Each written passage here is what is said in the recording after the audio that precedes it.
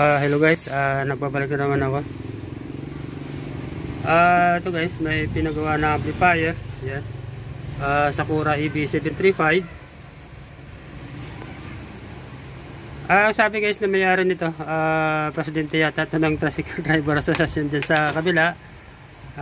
Ginagamit yata ito guys sa ano nila, mag-meeting. Ang sira daw, yung volume control. Sumasagarat siya. Kaya lang guys, nang tinesting dito guys, ayaw tumunog. Ito guys yung likod nitong Sakura na 735. Yan. Yung kanyang mga impedance load.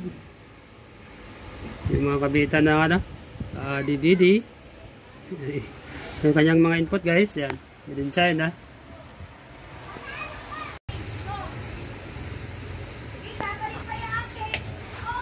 Ito guys, tinanggalan ko na ng takip.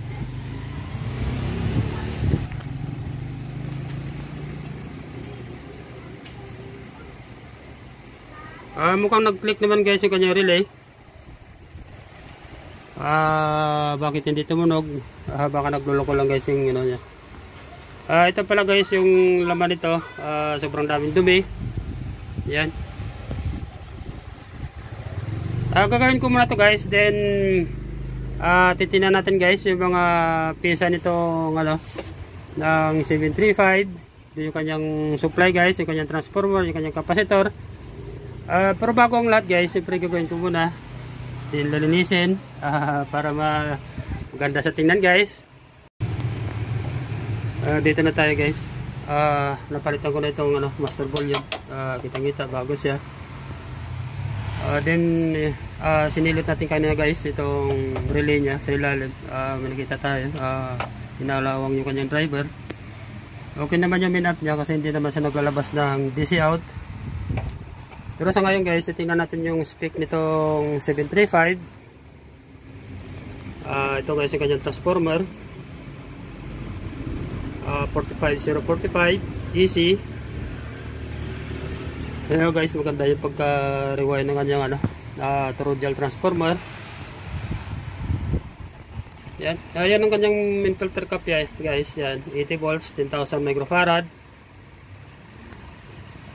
Tama-tama lang guys sa voltahe na 45045.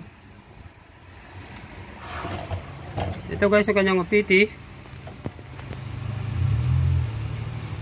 Yan, toppers. May takip sa guys, 1943. Yan, kitang-kita yung number nya. Toppers. And 5200. Yan, 5200.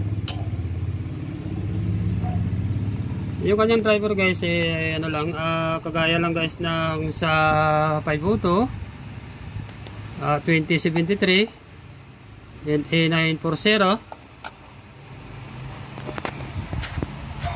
Ang kagadalan dito guys sa 735 mukhang nakaline yung kanyang mga pesa. Nakaline siya. Kung baka sa ang ganda na pagka-align niya. Testingan natin to guys. Titingnan natin kung okay na yung gawa natin. Kinunang ko lang ng video for the record. Pero actually nakailang gawa na rin ako nitong ganitong amplifier. 735, 739, 737, 5024, 5023, Sakura series. Kala ng time kasi nung guys hindi pa ako nag-vlog siyempre sa ngayon nag-vlog na. Siyempre kukunan ko na ng video for the record.